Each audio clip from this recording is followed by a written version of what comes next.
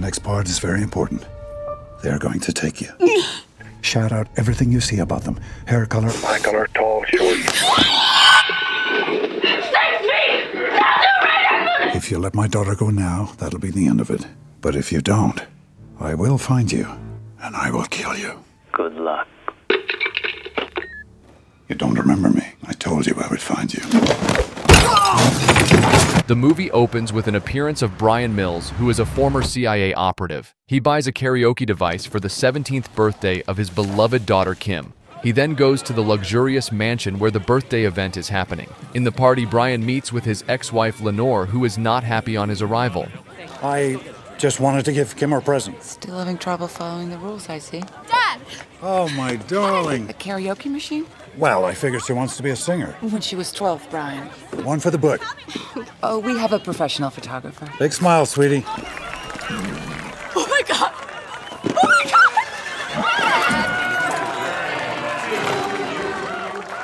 Hey, Bryan. Stuart? You gonna join us for lunch? I just wanted to be here to wish her a happy birthday. Good to see you, Bryan. You too.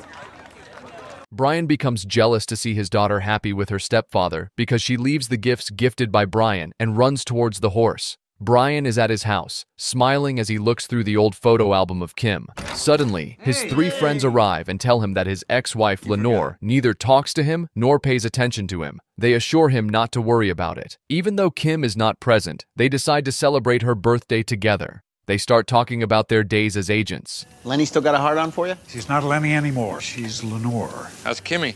Good. She's good. Does she appreciate the fact that you've given up your life? What a life, huh? Huh? I promised her I would never miss a birthday. Yeah, that went down well at Langley, huh? Where'd you say your next posting was after that? The Arctic Circle? My point is, we have an open space. Say the word, it's yours. Sam Gilroy gives Bryan a job to take a singer to a concert and bring her back home safely. Tomorrow. Good night, guys. Yeah. The next day, they take the singer to the concert without any trouble. During the concert, Bryan calls his daughter Kim and plays the song for her on the phone from the security room. Kim likes it and agrees to have lunch with Bryan. As Bryan is taking the singer back home, a man suddenly attacks the singer. Who left that gate open? Bryan, get her out of here!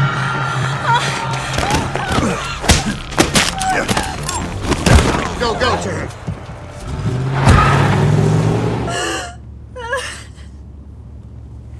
You're safe now. Bryan handles the situation easily. He safely takes the singer back to her house. After the task is done, Sam gives the reward money and divides it among them. The next day, Bryan is waiting for Kimberly at lunch, but Lenore also comes along with her. Bryan finds out that Kimberly wants to go to Paris with her friend Amanda. He realizes that Kim needs his signature on the consent letter to travel because she is underage. Bryan refuses to sign because he thinks Kim is too young to go. However, Kim feels that Bryan is stopping her on purpose. Don't make a big deal out of this, Bryan. Just sign the paper. Dad, please. I don't think a 17-year-old should be traveling alone. I'm not gonna be alone. Two 17-year-olds. Amanda's 19. How about if I go along? You won't even know I'm there. I'm very good at being invisible. There's something else. I don't want anything else. Kim. You sacrificed our marriage in the service of the country. You made a mess of your life in the service of your country. I'm not comfortable putting my daughter at risk. You're pathetic. The next day, Bryan goes to the mansion of Kim's stepfather and gives the signed consent letter to Kim. However, he sets 3 conditions for giving his permission. First, Bryan insists that he will personally take Kim to the airport. Second, she must call him immediately after she lands in Paris. Third, Kim has to call Bryan every night to update him about her status and provide her current address. Bryan is taking Kim's luggage out of the car when he suddenly notices a European map with several city names circled. Realizing that Kim is not just going to Paris, but plans to visit different cities across Europe. She's not just going to Paris. I know. She lied to me. Yes, because she can't be honest with you. Stuart got her the tickets. We've arranged for her to stay in the best hotels. Best hotels. You have no idea what the world is like. Yes, and Lenore. neither will she, unless she goes out and experiences it. Let her live, or I promise you'll lose her. Kim. Kim and Amanda land in Paris and excitedly start taking photos of each other. While doing so, they meet a boy named Peter who offers to help them take better pictures. Acting friendly and charming, Peter cleverly gets all their personal information, such as where they are staying and their plans, without raising any suspicion from Kim or Amanda. Bryan becomes very upset when he does not receive a call from Kim as promised. Peter drops the girls off at their apartment and carefully notes the address and location. As Kim and Amanda enter the apartment, Peter steps aside and makes a phone call saying, "Two girls, 5th floor, around 18 years old." It becomes clear that Peter is not a trustworthy person and has sinister intentions. Kim asks Amanda that her cousin was supposed to pick them up at the airport, and Amanda explains that her cousin is in Spain. She adds that they will be living here alone. They then start playing music and enjoy each other's company. Bryan is very upset in the US because Kim is not answering his calls. The next day, Kim calls Bryan back, and as he scolds her for not responding to his phone calls, Kim suddenly notices that someone has entered her house and kidnapped Amanda. In a hurry, Bryan grabs his briefcase, connects his phone to different devices, and urgently asks Kim who she met after arriving in Paris. Yes, Peter. Peter? Peter who? I don't know. An American? No. Did he know where you were staying? I'm scared. I know you are. Stay focused, Kimmy. You have to hold it together. I'm in the bathroom. Go to the next bedroom. Get under the bed. Tell me when you're there. Now, the next part is very important. They're going to take you. Shout out everything you see about them. Hair color, eye color, tall, short, scars. Anything you see, you understand? Remember, concentrate. Ani bre shtash, Marko, ani. Must be.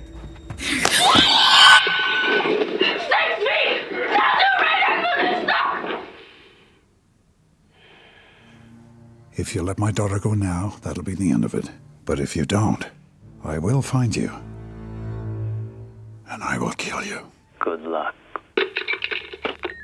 Bryan sends the conversation with Kim to Sam for analysis. Bryan then arrives at the house of Kim's stepfather and asks him to prepare a plan to get him to Paris. Suddenly, Bryan receives a call from Sam. Sam tells him that the goons were speaking in Albanian to each other. Based on Kim's description, Sam identifies the leader of the goons as Marco, a powerful figure in the trafficking world. The specialty of the groups coming out of this area is trafficking in women. What else? You have a 96-hour window from the time she was grabbed To what? to never finding her. Good luck. Good luck.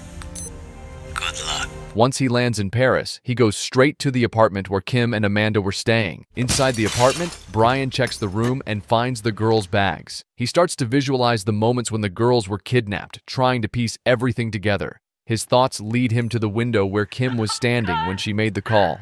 As he stands there, he notices Kim's broken phone. He picks it up and, to his relief, finds a memory card inside. Bryan attaches the phone to some devices and starts browsing through the pictures on the card. He finds numerous photos of Amanda and Kim. In one of the photos, Bryan notices the reflection of Peter. He carefully studies the image, zooming in to get a clearer view. The photo reveals that, at the airport, Peter is using his manipulative tactics to get the girls to share a taxi with him, all while trying to obtain their address. Excuse me.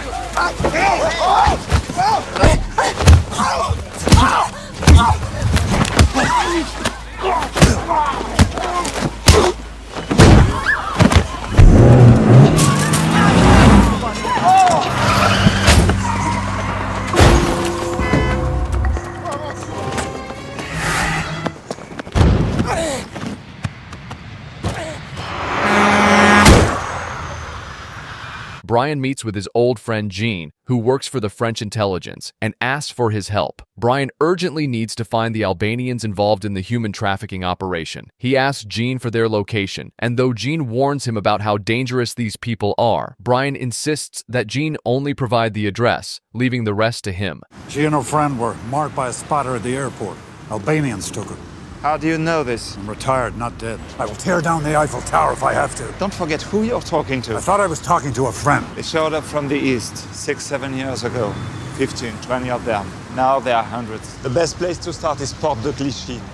After some time, he gets information about one girl who might know something, so Bryan goes to the location where the girl is working for them and starts speaking with her. However, Anton, the girl's handler, becomes very angry when he notices Bryan conversing with the girl, wasting their time. Anton is about to attack Bryan, but Bryan, in a clever move, quickly places a device on Anton. Bryan knows that Anton is Albanian and a member of Marco's gang, so he uses this trick to his advantage, knowing that the device will help him eavesdrop on their conversations. Afterward, Bryan sits in his car with Gregor, who has the skill to translate the language. He translates the conversation between Anton and his associates, revealing crucial information about the gang operations and plans. Bryan listens closely as Gregor translates the conversation, revealing that the Albanians are working at a construction site and they are discussing a man who might have valuable information.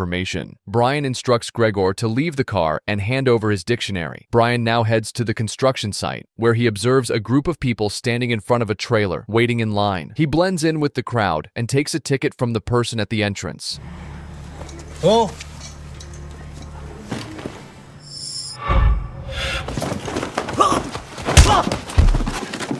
Where did you get this? I'm good. Hey!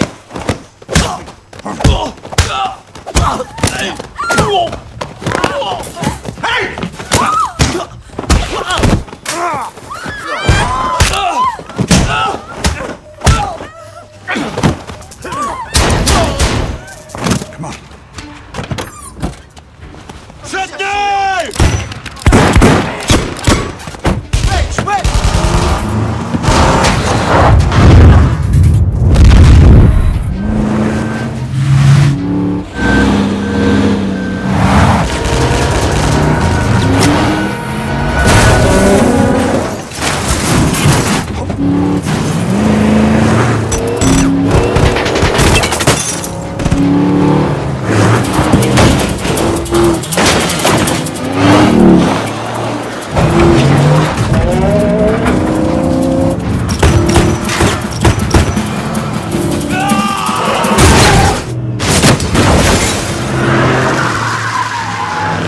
Bryan finally reaches a hotel and books a room. His priority now is to get information about the jacket and find out if it belonged to his daughter. While he is at the hotel, Bryan receives a call from Jean, who wants to meet in a public area. However, Bryan, still suspicious of Jean and his loyalty, refuses to meet him. He no longer trusts Jean and chooses to handle the situation on his own. Jean tells Bryan that his chief has given the orders to arrest him. As they continue their conversation, Bryan realizes that the French police have traced his phone to pinpoint his location. However, Bryan, being clever and resourceful, quickly thinks on his feet. He plays a trick with his phone to prevent them from tracking him. Come on, 7 dead bodies, 3 in hospital, a building destroyed. I'm trying to save my daughter.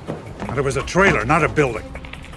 The girl in the hotel room wakes up, and Bryan quickly asks her about the jacket belonging to Kim. Bryan listens carefully and, using the new information, follows the clues to find the location. When Bryan arrives at the house, he takes out a visiting card, which, to his advantage, has the name Jean on it. He decides to lie to the man he meets there, claiming to be a French police officer. Bryan presents himself as part of an official investigation, and he asks the man to allow him to meet with his boss.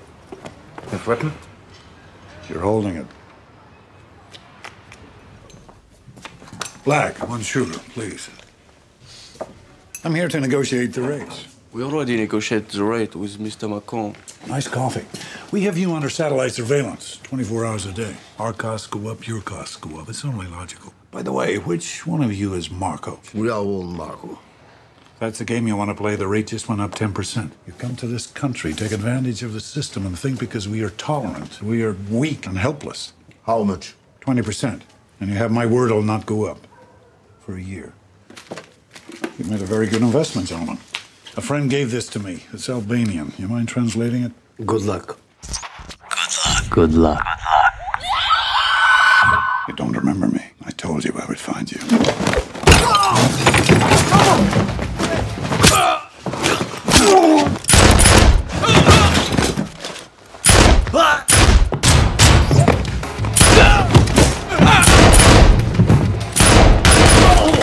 After the fight, Bryan checks the rooms of all the men, but Kim is not among them. In one of the rooms, Bryan discovers the dead body of Amanda. Bryan tortures Marco by giving him electric shocks. Marco eventually tells him that his daughter has been sold to Patrice St. Clair.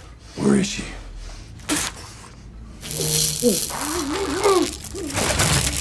Well, I don't have any more time to waste. St. Clair. St. Clair. St. Clair. Is that a person? A place? I don't know. Please! I don't know! Please! Please! I believe you, but it's not gonna save you. Bryan then goes to Jean's house and confronts him, asking if he was involved in the kidnapping of the girls. Jean, in response, points a gun at Bryan, but Bryan cleverly disarms him by taking out all the bullets from his own gun. I was just telling Bryan how nice it's been since you left the old job for the new one. It's been nice coming home every night, seeing your kids, knowing they're safe. Mr. McCon. You know it? Oh, Henry! I got to the bottom of it, Jean-Claude. I know everything. Are you involved? Involved in what? What are you two talking about? I would help you as long as it didn't cause trouble for me. Who is Patrice St. Clair? I don't know. That's what happens when you sit behind a desk. Now, Patrice St. Clair. Please apologize to your wife for me. He knocks Jean unconscious and assumes his identity to gain access to a party hosted by St. Clair. Upon arriving, Bryan quickly realizes that the party is a cover-up for a much darker operation.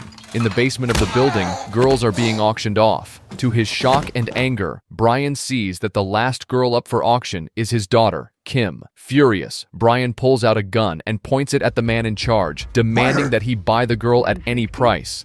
450, 450,000, 500, 500 sold. Move. You will never get away with this.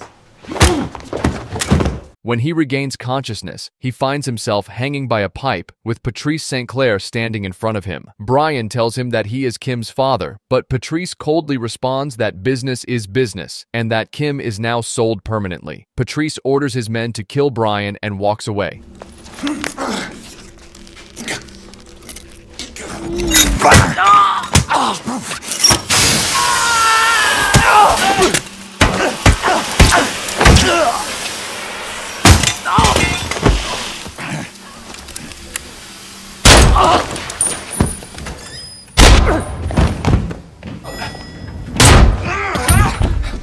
There's a boat by the quay. It wasn't personal. Patrice tells him about a boat departing from the bay, where Kim is being taken. Bryan reaches the boat, kills the men guarding it, and finds out that the girls are being sold to a sheikh.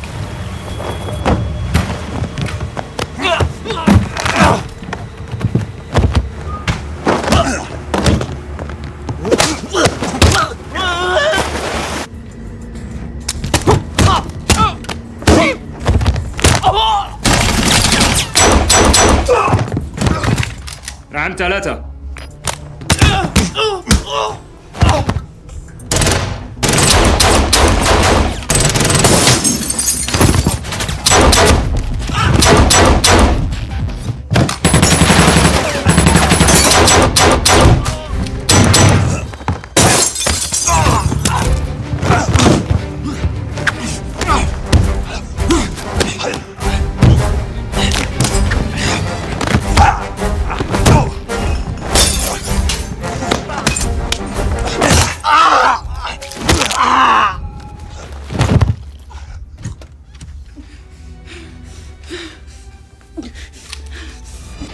We can make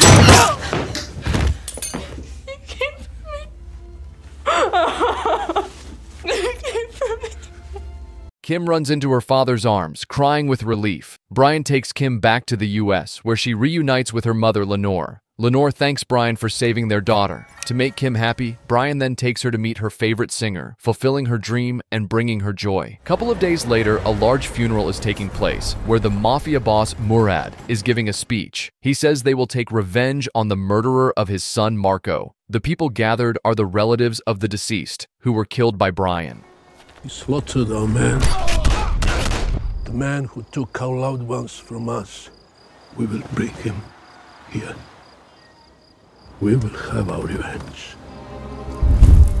Lenore opens the door, and Bryan asks her about Kim, as they are supposed to pick up Kim's driving license today. Lenore initially resists, claiming that Kim is not home because she is at her music classes. However, Bryan refuses to accept this, as he knows about all of Kim's classes. Finally, Lenore tells him that Kim is with her boyfriend. Why didn't you tell me, for God's sake? She probably didn't want you running a full security check. Tell me it's none of my business, but are you okay? We've separated. Lenny, if there's anything I can do, well, I better, Bryan. I don't even know where the kid lives. You found her in a city of 12 million people within 72 hours. I'm gonna give her space. Lenore keeps dialing Kim's number repeatedly, but Kim, who is enjoying her time with her boyfriend Jamie, is not answering the calls. Suddenly, there is a knock on Jamie's door. Jamie opens the door, and standing there is Bryan. Kim and Bryan have a brief meeting with Jamie, and after that, leave the place together. Bryan is helping Kim learn how to drive because, in a few days, he will be leaving the city. During their practice, Bryan questions Kim, asking why she has not told him about her boyfriend. Kim responds, saying that she thought he might overreact. She then asks him how he found out about her boyfriend. Bryan replies, saying that Lenore told him. However, Kim realizes that Lenore does not know the address of Jamie. This makes Kim suddenly understand that Bryan must have installed a GPS in her house to know where she was. Listen, you've got to trust me to figure this out. And don't go running a background check on him with your friends. I won't. Yeah. Sam, hi, it's me. Listen, I want to run a check on someone. Jamie Conrad?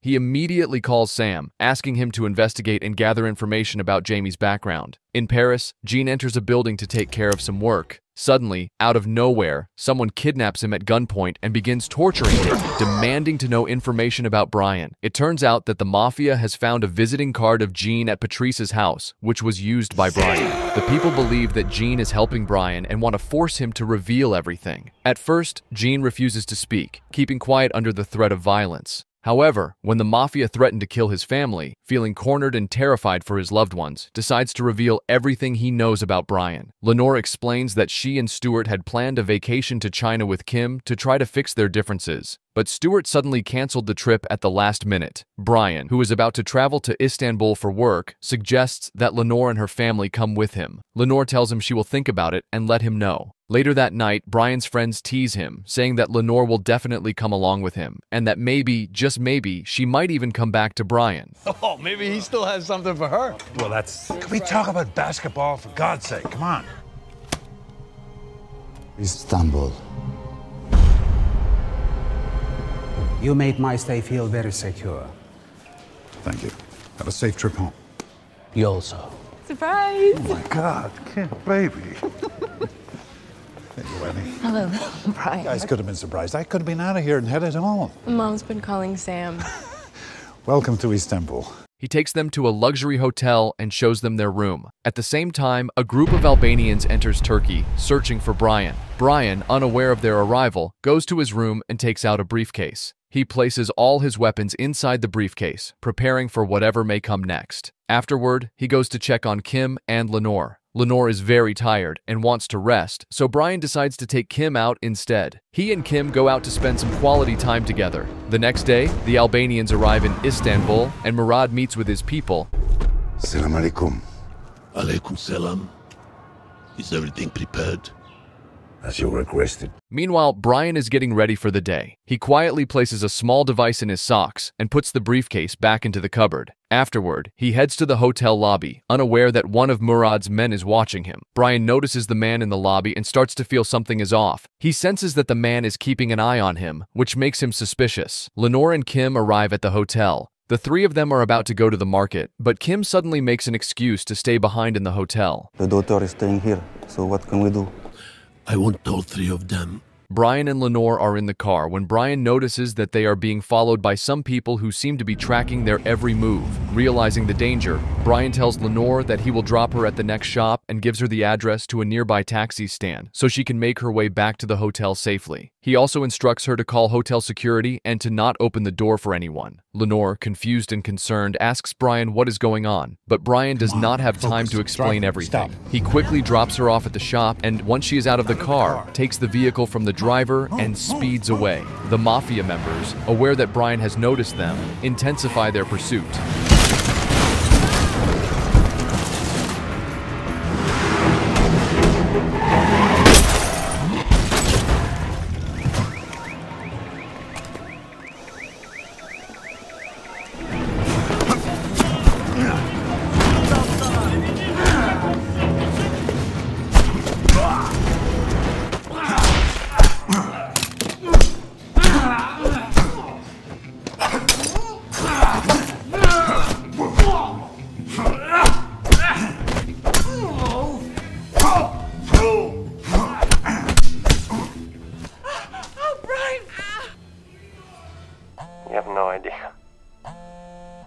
What?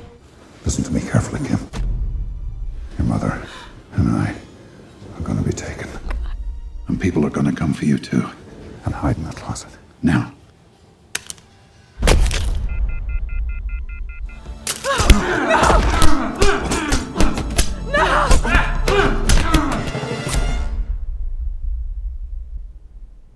The receptionist, who is secretly working with the Albanians, provides them with Kim's room number. The Mafia members begin searching the hotel for her, but fail to find her. Meanwhile, in the hotel corridor, one of the Mafia members is seen holding a gun, which catches the attention of a hotel employee. Alarmed by the situation, immediately calls the hotel security. With the Mafia closing in on her, Kim has no choice but to escape through the window. She decides to climb across to the next hotel room. As Kim is about to enter, one of the Mafia members notices her shoe outside the window. He peers out, but Kim manages to slip inside the room undetected, narrowly avoiding capture. Meanwhile, the Albanians have taken Bryan and Lenore to Murad. Back at the hotel, Kim hides inside a cupboard to avoid being found. He opens the first cupboard door, but does not find anything. A gunshot rings out from another part of the hotel. The sound of the bullet causes the Mafia member to leave the cupboard and investigate. The Mafia then kills the security guards working at the hotel, and with the situation spiraling out of control, the hotel management activates the security alarms. Bryan, trapped in a locked room, manages to retrieve a small device hidden in his socks. A smartphone he had secretly placed there before leaving the hotel. With the device in hand, he attempts to call Sam, but there is no answer. Desperate, Bryan calls Kim next. Take the case with you. The combination is 232884. Take the map. You'll take a shoelace from one of my shoes in the closet. Use it as a guide. Draw a circle with the hotel in the center of it. Done. Draw another circle with the market in the center. Now take one of those little cans, the ones with the pins on the top. It's a grenade. There's a parking garage. Anyone on it? No. Keep the phone on so I can hear the explosion. Now draw a circle on the map and the circumference at 4.5 kilometers. Do the circles intersect at any points? Yeah, 2 points. Look at the flags on the rooftops. Are they in the wind? Yeah. Going east. Think so, yeah. How'd you know? Take one of the guns and go to the rooftop at the most easterly point.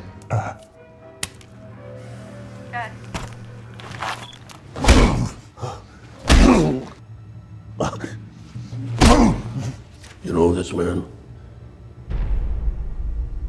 This one? No. Recognize none of them. To you, they were nothing. And this one. You recognize him? Him you strapped to a chair. You attached electric cables to the chair till his heart burst. He was my son. I killed your son because he kidnapped my daughter. I don't care what he did. I will never hear his voice. Your death will not be quick. It will not be pleasant.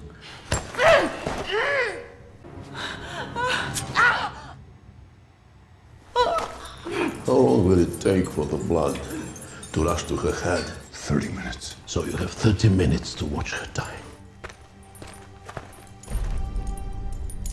After leaving, Bryan assures Lenore that Kim is safe. Murad then receives a call informing him that Kim has escaped, and he quickly sends more people after her. Bryan struggles to free himself from the ropes, but after some effort, he manages to escape. He carefully helps Lenore down, saving her life. Meanwhile, Kim reaches a rooftop and waits for Bryan's signal. Once Bryan rescues Lenore, he calls Kim and tells her to set off a grenade. Kim follows his instructions, and Bryan hears the blast. He tells Kim that she is very close to their location and instructs her to head east. Kim sets off another grenade, which the Albanians hear. I'm right by the steam. Drop the gun down the vent. God! They're coming!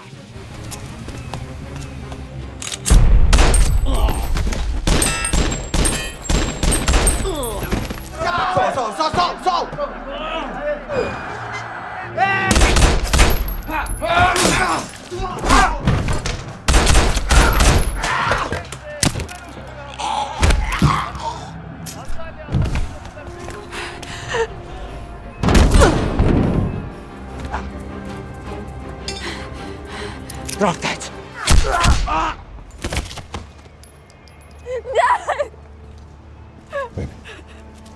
Bryan and Kim find a taxi and take the keys. Bryan sets a 5-minute timer on Kim's phone, marking the U.S. Embassy as their destination. He tells Kim that if he does not return with Lenore in time, she should go to the embassy. He follows the Mafia and sees them taking Lenore into a van. He shoots at them, but they manage to drive off with Lenore. Bryan is frustrated but decides to go back to Kim. Kim starts the car, but the officer is about to shoot her. Bryan arrives just in time and kills the officer. He tells Kim to drive, but Kim is concerned about Lenore. Bryan reassures her that he will rescue Lenore later. The police learn about the officer's death and begin chasing Bryan and Kim.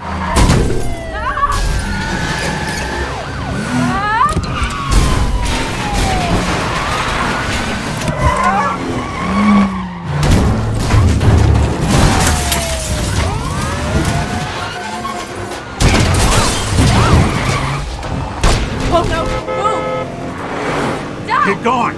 Out of the road!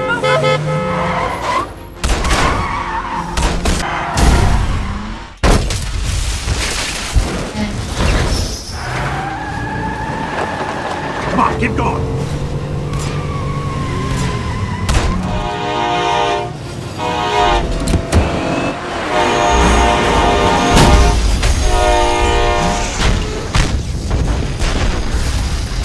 Down, Kim!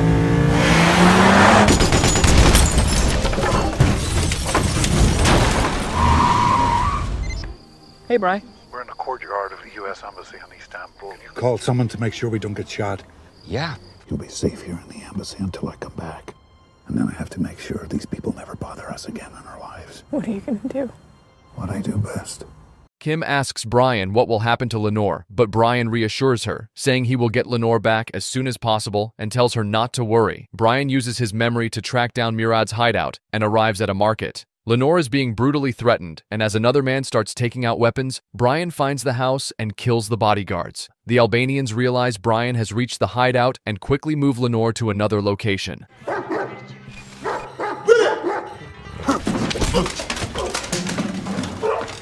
Ori, shoot this dog.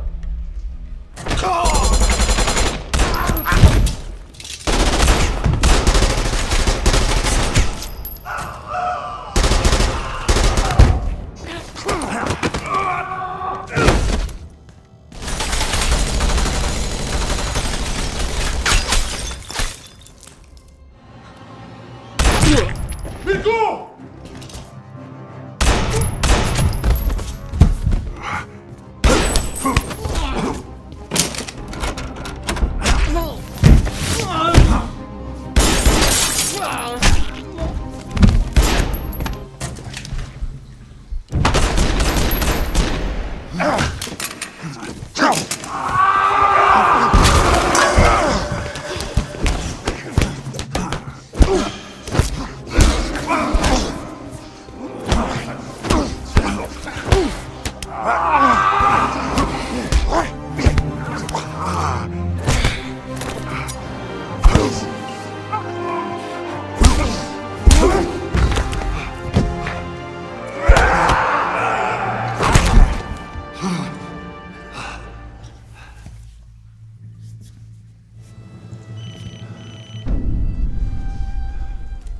You have other sons. Two. You can go home, live your life, or you can die here, if you give me a word. Why? Because I am tired of it all.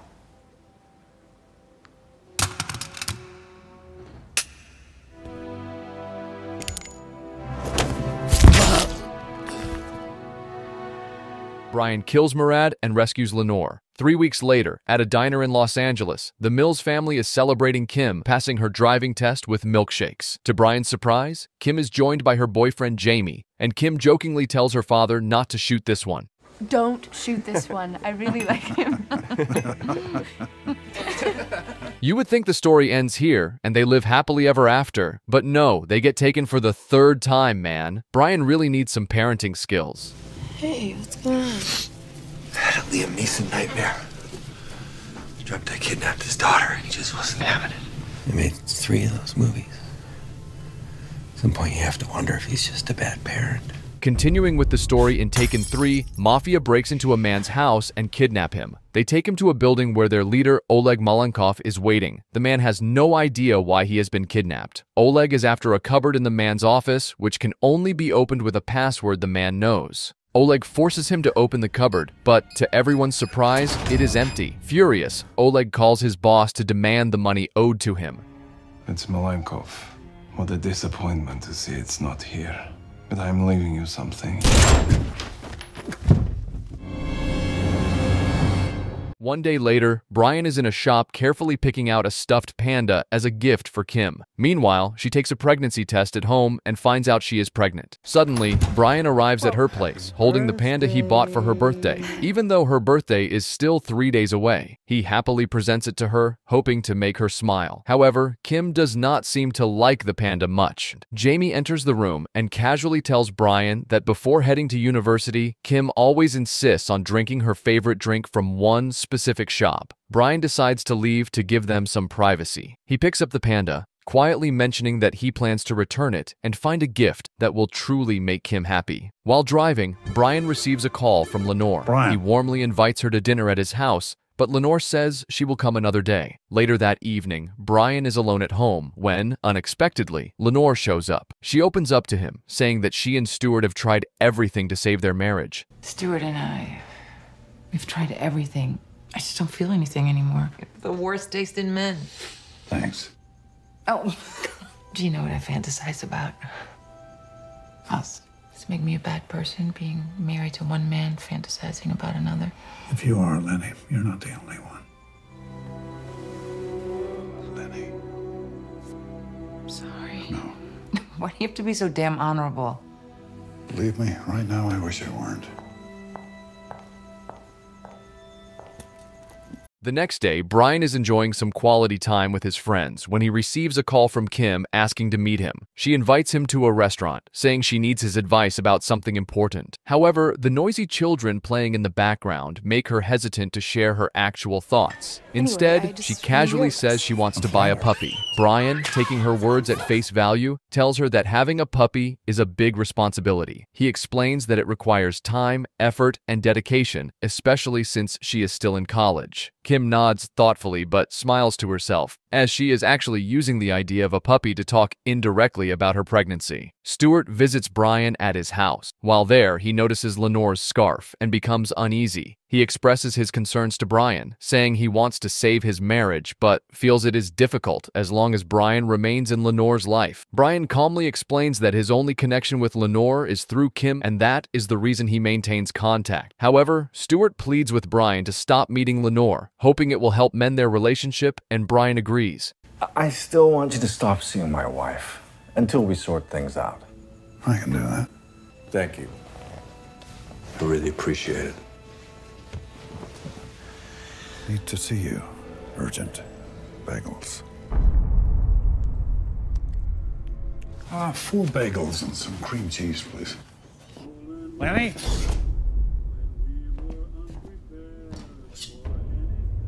Lenny? Come on, come on, come on! Lenny! Freeze! Don't move! You gotta listen to On me. the floor now! Listen to me. Down! I didn't do this.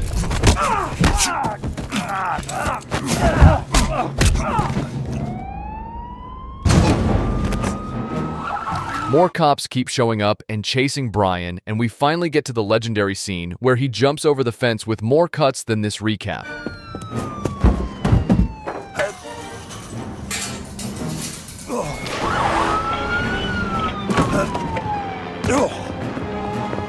Without hesitation, Bryan makes his way to the garage, where he hides beneath a parked truck. While under the truck, Bryan spots a manhole cover leading to a sewer line. Seizing the opportunity, he quietly removes the cover and lowers himself into the sewer. Moments later, the police search the garage, but find no trace of Bryan. Kim, it's Dad.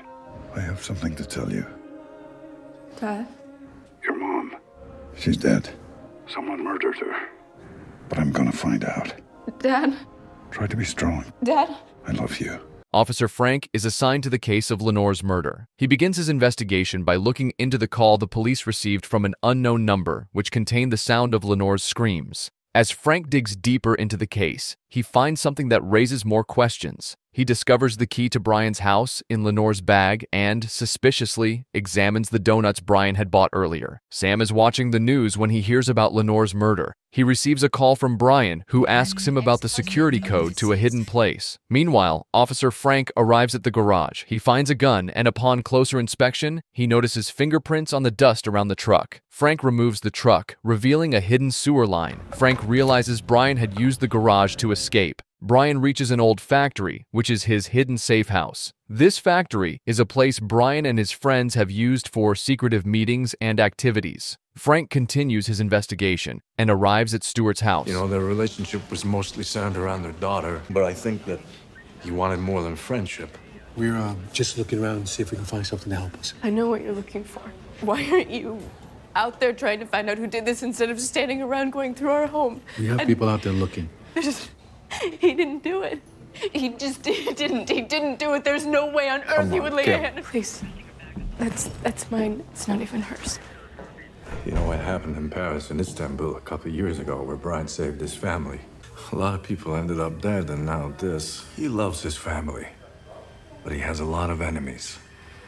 After they leave, Bryan arrives at the scene. He stands by Lenore's body, saying his final goodbyes to his beloved wife, feeling heartbroken and sorrowful. Frank starts investigating Bryan's background and discovers that after the age of 24, Bryan joined a special force with no further public record. This leads Frank to suspect that Bryan might be a spy for a secret agency. Frank orders his officers to keep a close watch on Kim, believing she will be in contact with Bryan. He also sends 2 officers to track the GPS records of Lenore's car. However, Bryan, anticipating their move, quickly reaches Lenore's car before the officers. He begins downloading the GPS history, and just as the officers arrive, Bryan has already taken the data and escaped. Bryan tracks down the latest location of Lenore's car, which leads him to a petrol pump far from the city. He investigates, but no one has seen Lenore there. Bryan checks the CCTV footage and spots Lenore.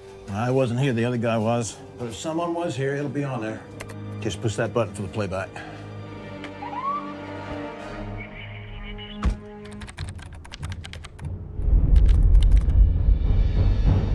Freeze!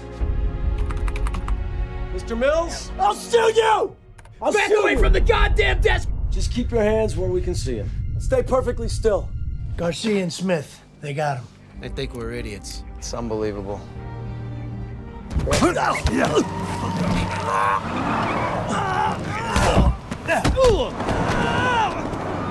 Come on.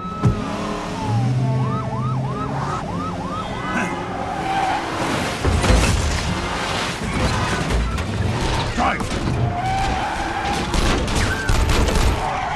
Come on, move. This is gonna end bad for you. Don't be such a pessimist. Dawson. By now, I'm sure you know who I am. You know what I'm capable of. All you have to know is I'm innocent. Give me 2 days and I can prove it. I can find out who did it. Why does he want us to have this? He wants us to watch it. Why? I don't know yet. Who are these guys?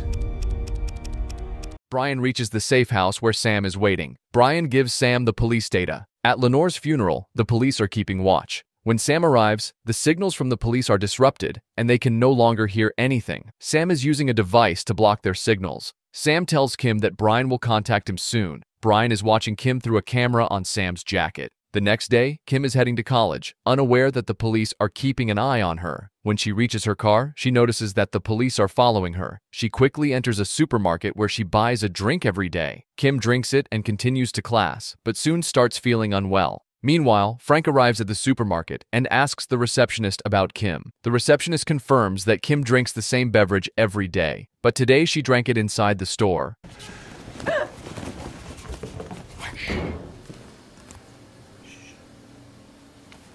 Dad, I don't know what to do. I'm pregnant. Don't you worry.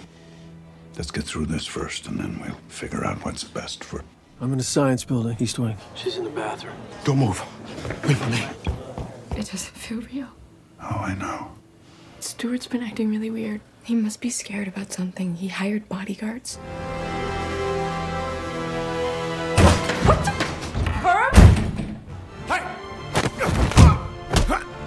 Bryan triggers an explosion, creating chaos and confusion. Amid the chaos, Bryan manages to escape. Stewart is preparing to leave with a large sum of cash when Bryan follows him. However, another car crashes into Bryan's car, sending it off the road.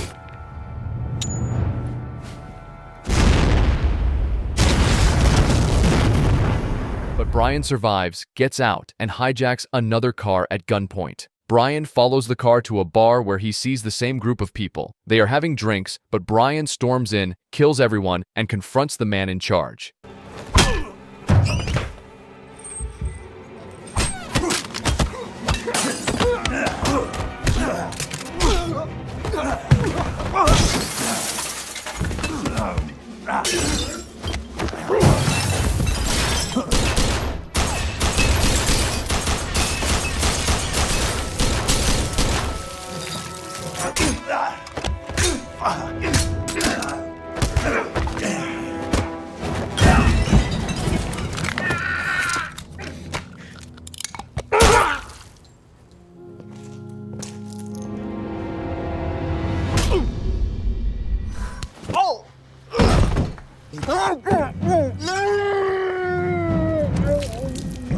None of this is making sense to me, Stuart. The Russians who were following me when I was following you, they work for you, Stuart? I don't know anything. I swear, I don't know anything. If I believed that, we wouldn't be here. No! Oleg Malikov. Who is Oleg Malikov? I owe him money. Why didn't you tell this to the police? You let them think it was me. I told them that you would find them and kill them. Either way, I'm a dead man. You're not the one they're going to come after next. Bryan arrives at Stewart's house and takes Kim with him. Meanwhile, Frank gathers information about all of Bryan's friends and orders his officers to investigate why the Russians are involved with Lenore's murder. Bryan takes Kim to his safe house and demands that Stewart tell him everything about Oleg. Stewart explains that he was involved in illegal arms trading with Oleg, but their business deal went wrong. Oleg planned to kill him but spared his life on the condition that Stewart must repay the money he owes. Bryan forces Stewart to call Oleg and tell him that he has all the money. Oleg arranges to meet him at a location. As Bryan and Stewart are on their way, Frank calls Stewart, asking about Kim's disappearance. Stewart ends the call, which makes Frank suspicious. He orders his officers to trace Stewart's location. Try anything funny, and they'll kill you. And if they don't, I will. Stewart St. John, Mr. Malinkov's expecting me.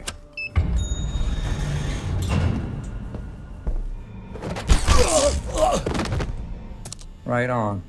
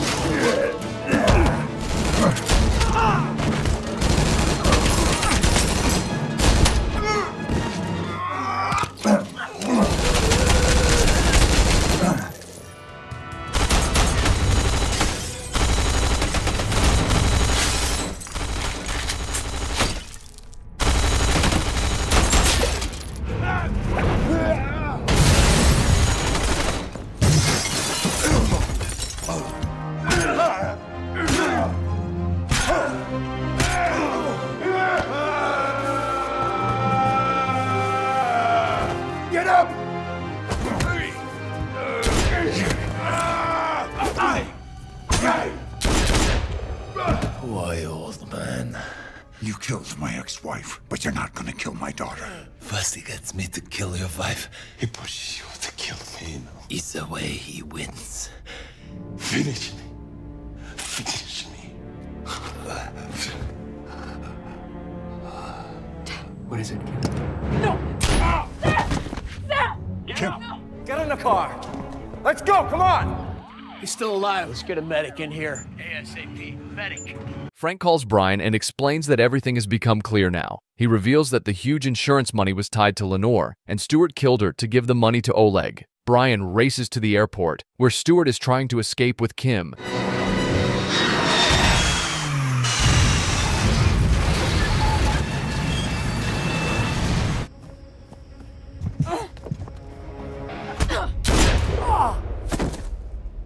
Taking my phone, sending texts, and then erasing them.